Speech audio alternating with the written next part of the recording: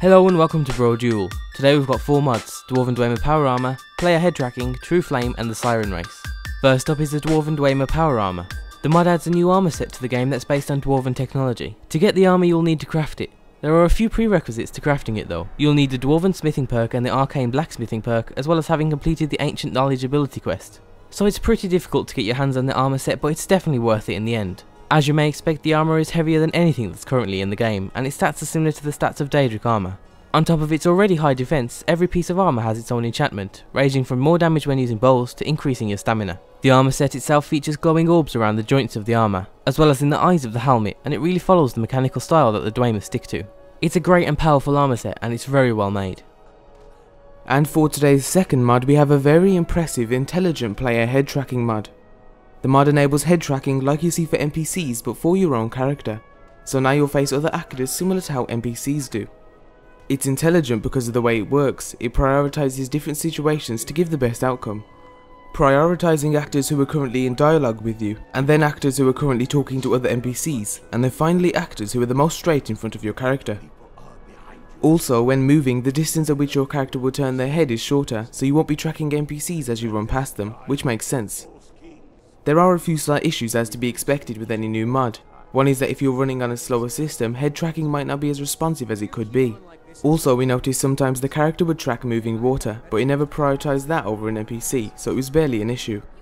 Currently, it doesn't require the Skyrim script extender, but some updates in the future might need it, but the author says it will always be optional and on the side of the main mod. The mod should also be compatible with every other mod that's currently available, so there really is no reason to not download this fantastic addition to Skyrim. And for our third mod today, we've got Noble Artifacts for Skyrim, Trueflame. The mod adds a new one-handed sword to Skyrim. To obtain the sword you'll need to go to Golden Rock Cave. You'll find it in a half-buried chest.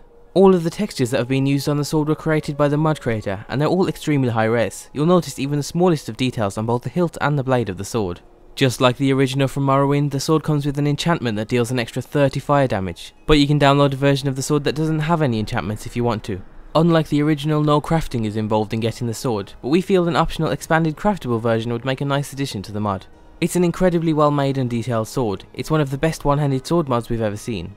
And for today's final mod, we have the Siren Race. Like sirens in Greek mythology, the Siren are a dangerous subhuman race who use their charm and magic to lure their prey to a violent death. The author explains the race came from a distant underwater city, so obviously it's not meant to be lore friendly.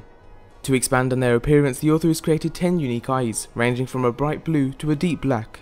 There's also 2 unique body textures and 4 unique eyebrows. In terms of the race's skill bonus, Sirens start off with 50 skill points scattered across the magical, speech and one-handed skills. The Siren race also comes with 4 abilities, including water vision and water breathing, which gives you the ability to both see clearly and breathe underwater. The other 2 abilities are attacks called Siren Fury and Siren Paralyze. They are high in damage but can only be used once a day. As you might have guessed, the Siren race is female only, but in the backstory the author does note another race called the Sharkmen, who are the enemy to the Siren race, so maybe we'll see a similar and fitting male only race in the future. And that's it for today's video. As always, remember to leave an endorsement or favourite if you enjoyed the mods, and thanks for watching.